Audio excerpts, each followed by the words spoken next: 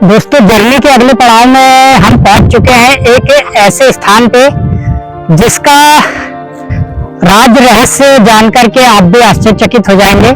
एक ऐसा नगर जिसे खोदकर सहेजा गया, जिसके अवशेष इतने पुराने हैं कि आप अंदाजा नहीं लगा सकते, और ऐसे सहज कर रखे गए नगर पे अब विजिट करते हैं और जुड़ते हैं इसकी तमाम जानकारी से। नमस्कार, आप देख रहे हैं यात्रा वाला व्लॉग में आपका दोस्त अजय करवेती, और अभी हम हैं रामटेक तालुका के मनसर पे, और आप सामने की तरफ देखेंगे और ये इसके कुछ अवशेष हैं, और इधर पीछे की तरफ भी बना हुआ है। तो चलिए ऊपर की तरफ चलते हैं, और चिलचिलाती धूप में दोस्तों पैदल ही चलते हुए इतिहास से जुड़ी तमाम जानकारी आपके लिए संग्रहित की जा रही है। और यात्रा वाला यूट्यूब चैनल में इसी प्रकार की खोज संबंधित चीजें आपके लिए मैं लेकर आता हूँ। और फिलहाल मैं हूँ महाराष्ट्र स्टेज पे, और यहाँ पर एक पहाड़ को खोद करके एक इतिहास उकेरा गया है, और आज उसी इतिहास की खोज पे हम विजिट किए हैं। तो चलिए जुड़ते हैं उस इतिहास के साथ पे।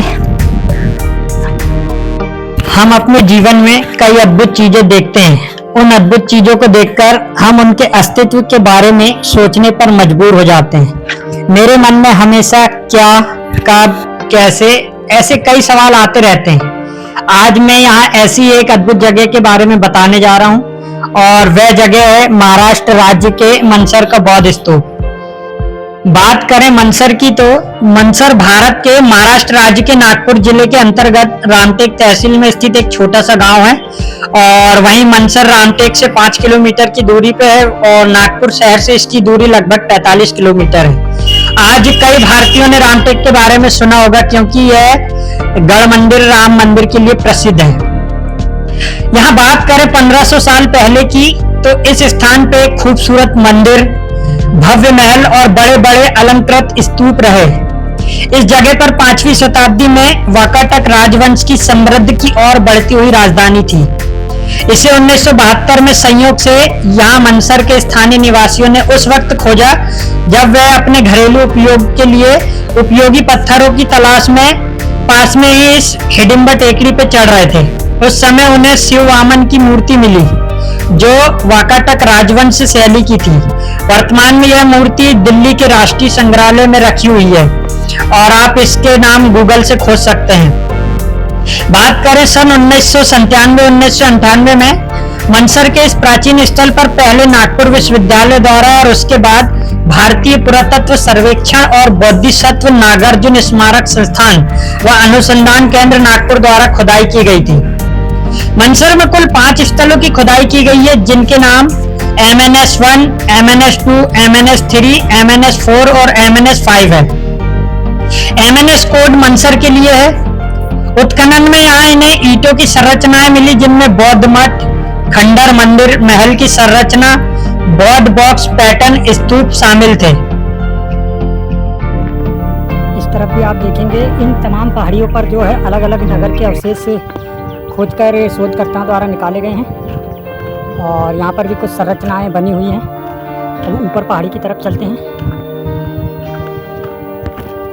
उबड़ खाबड़ और पथरीले मार्गों से होते हुए इन पहाड़ियों पर जाने का रास्ता बनाया गया है।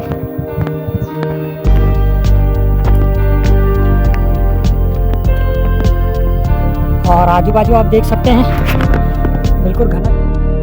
प्रवरसेन द्वितीय ने यह इस राजधानी को नगरधन स्थानांतरित किया था, जो पास में स्थित है। नगरधन भी एक महत्वपूर्ण स्थल है। दोस्तों, चलते चलते बहुत थक चुका हूँ, और ऊपर से गर्मी, मेरे पास में पीने का पानी भी नहीं है, और अभी एक संरचना के पास में पहुंच चुका हूँ। तो इस संरचना के पास चलते हैं, आपको दिखाता हूँ। बस सामने ही है, यहाँ पर भी इसे खनन करके 1972 में एक देवता की छवि, जिसे बाद में शिव वामन के रूप में पहचाना गया, मनसर में हिडिंबा पहाड़ी में मिली थी, जिसे स्थानीय रूप से हिडिंबा टेकरी के रूप में जाना जाता है। साइट के आसपास के जलाशय और प्राचीन औजारों और अन्य वस्तुओं की खोज इस तथ्य की ओर इशारा करती है कि 1600 साल पहले इस क्षेत्र में एक बड़ी आबादी निवास करती रही होगी।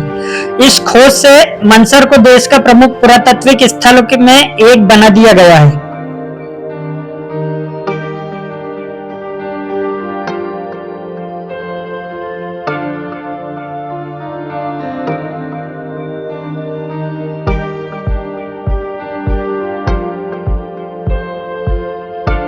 वर्तमान में जो हम ये संरचना देख रहे हैं शायद ये किले की संरचना हो सकती है। और इस किले की दीवार के पूर्व और दक्षिण में खाई है, जबकि उत्तर और पश्चिम में एक विशाल टैंक से घिरा हुआ था। यहाँ की संरचनाओं की सबसे खास विशेषता इसकी दिलचस्प सीढ़ीदार व्यवस्था है, जिसमें कई सीधी और घुमावदार सीढ़ियां विभिन्न ऊंचाइयों और आकारों की गोल ईंटों की श्रृंखलाएं हैं। अक्सर ईंट की सतहों को ढली हुई ईंटों के माध्यम से तैयार किए गए इंक्यूज लोजेस के पैटर्न के माध्यम से दोबारा आकार दिया गया है। उत्खनन से प्रतीकात्मक मानव बलि के साक्ष्य भी सामने आए हैं। इस हिडिंबा टेकड़ी नामक परिसर के भीतर पहाड़ी पर स्थित स्थलों से एक बौद्ध स्तूप का पता चला है, जो ठोस आधार पर मिट्टी से ढकी हुई और 38 उभरे हुए रास्तों पर बनाया गया है। मंदसौर में खुदाई के दौरान मिट्टी के भराव और तलहटी से बड़ी संख्या में पत्थर के औजार और बर्तन मिले। उस क्षेत्र से कुछ उपकरण भी एकत्रित किए गए थे, जहां अर्ली मैन द्वारा एक खुरदुरी मानवकार आकृति स्थापित की गई है। बड़ी संख्या में ये उपकरण, जो ज्यादातर क्रिस्टली क्वार्ट्ज से बने हैं, पहाड़ियों पर अच्छी तरह से जुड़ी हुई चट्टानों से सीधे प्राप्त चट्टानों के ब्लॉकों के टुकड़ों पर आकार दिए गए हैं।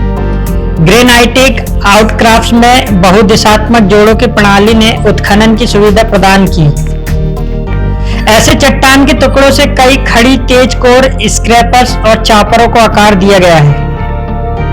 मंदसौर के प्रागैतिहासिक मनुष्य ने भी जलधारा के कंकड़ पत्थरों का उपयोग किया। लगभग 80% उपकरण क्वार्टजाइटिक सामग्री पर है। हाथ कुल्हाड़ियां, फ्लैट क्लीवर, पिक्स, काटने के उपकरण बड़ी संख्या में साइड और एंड स्क्रैपर क्वार्टजाइटिक सामग्री से बने हैं। प्रारंभिक चरण से लेकर अंतिम चरण तक के पत्थर के औजार बड़ी संख्या में एम्फीथिएटर क्षेत्र और पेडेस्टल क्षेत्र से एकत्रित किए गए थे। इसमें कोई संदेह नहीं है कि यह पूरा पाषाण आकृति मंदसौर के प्रारंभिक व्यक्ति द्वारा स्पष्ट रूप से पूजा के लिए स्थापित की गई रही होगी। मंदसौर पूरा पाषाणिक देवता भारत में प्रारंभिक मानव द्वारा पूजा की जाने वाली सबसे प्रारंभिक और पहली वस्तु है। अभी हम यह आकलन नहीं लगा सकते कि यह मठ यहाँ कब तक कितने समय तक सक्रिय रहा, लेकिन एक बात निश्चित है कि 6वीं शताब्दी ईस्वी में मंदसौर बौद्ध शिक्षा का एक महान केंद्र बन गया। MNS2 कॉम्प्लेक्स का निर्माण सातवाहन काल से विष्णु कुंडिन काल तक निर्माण के 3 चरणों के तहत किया गया था। मुख्य रूप से इस संरचना का उपयोग केवल विहार के रूप में भिक्षुओं के आवासीय उद्देश्यों के लिए किया जाता था, लेकिन बाद के समय में इसका उपयोग पूजा के साथ साथ आवासीय उद्देश्यों के लिए भी किया जाने लगा। ऐसा प्रतीत होता है कि MNS2 के मूल बेसमेंट को बाद के चरण में चौड़ा किया गया है। ढले हुए भित्ति स्तंभों वाले 2 रास्ते सीधे एक दूसरे के सामने बनाए गए हैं। शोधकर्ताओं के अनुसार ये दोनों चरण सातवाहन और वाकाटक काल को संदर्भित करते हैं। हालांकि शैली में कोई अंतर नहीं है। अधिष्ठान के उत्तर पश्चिम कोने पर एक हवन कुंड पाया जाता है।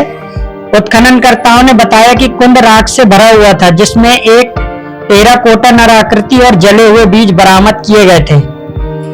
हाल के शोधकर्ता इस निष्कर्ष पर पहुंचे हैं कि यह छवि वास्तव में शिव की नहीं है, बल्कि यह गण की एक छवि है जिसमें शिव की प्रतीकात्मक विशेषताएं हैं। दूसरे शब्दों में यह शिव का परिचारक शिवगण है, एक प्रकार की यक्ष छवि जो प्राचीन काल में मौजूद थी। तो दोस्तों, आज की वीडियो में इतना कुछ इतिहास आपके सामने वाकाटक काल का मैंने रखा, और इस विषय में आपको और कोई जानकारी हो तो कमेंट में जरूर बताइएगा। आज की वीडियो में इतना ही कुछ। मिलते हैं किसी नई यात्रा, नई जर्नी के साथ में, और आपको रूबरू कराते हैं किसी नए इतिहास के साथ। तब तक के लिए आप सभी को जय जोहार, नमस्कार।